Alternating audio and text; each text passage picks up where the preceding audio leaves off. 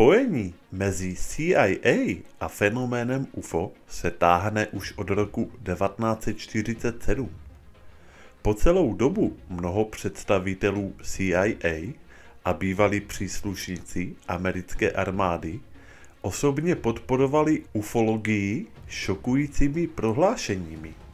Konkrétně James Woolsey, Darrell Sims, Louis Elizondo, David Fravor a jiní popisovali existenci zcela jiné reality všude kolem nás, kterou nejsme schopni vnímat a která by mohla být hlavním aspektem fenoménu UFO.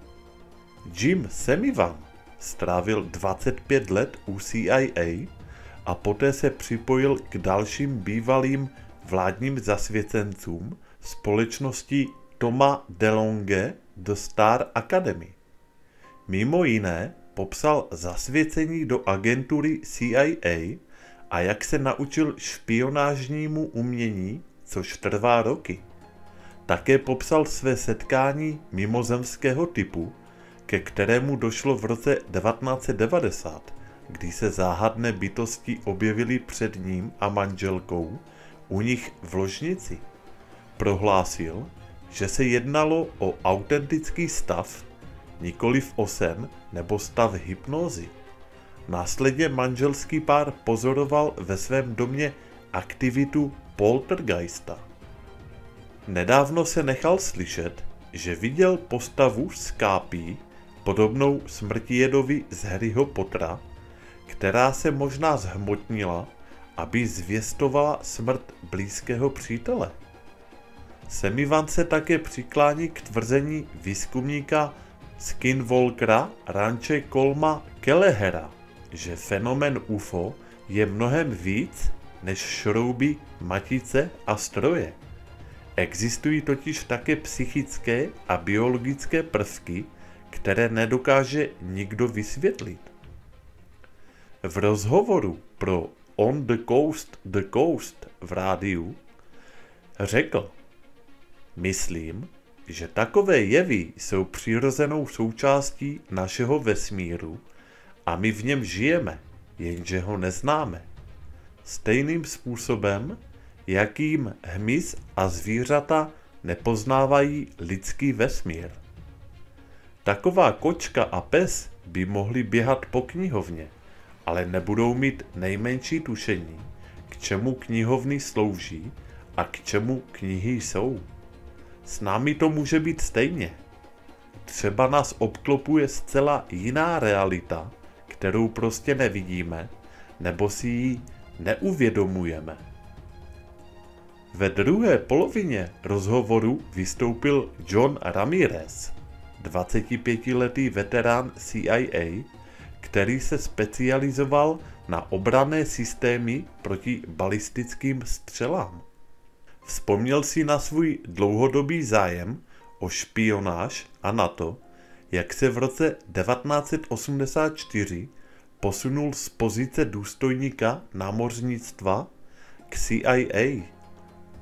Shromažďování informací přirovnal k práci novináře pro zpravodajskou službu, ačkoliv jeho zdroje byly obvykle tajné. Stejně jako Semivan, i on prožil blízké setkání se čtvrtým druhem. Vlastně by se jeho zážitek dal srovnat s únosem mimozemšťany, včetně jeho zkoumání na vyšetřovacím stole. Je zajímavé, že mnoho jeho bývalých kolegů ze CIA a NSA mělo také zkušenosti s UFO.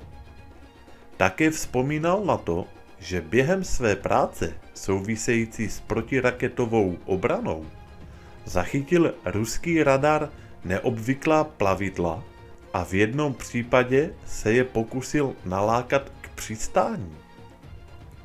Ramirez poznamenal, že historik CIA Gerald Haines psal studii o UFO od roku 1947 do 90. let 20. století pro divizi, která se původně nazývala Úřad vědecké inteligence. Pro Ramíreze bylo obzvláště zajímavé, že divize měla ve svých řadách lidi z řad biologů a lékařů, což naznačuje možný zájem o mimozemská těla. Popsal také, jak pilot letectva v letadle, které letělo poblíž Kamčatky, aby sledovalo ruské testy, pozoroval masivní, mléčnou bílou stěnu, světla letící k němu rychlostí 6200 mil v hodině, ačkoliv letectvo předpokládalo, že jde o nějaké protiopatření ze strany Rusů.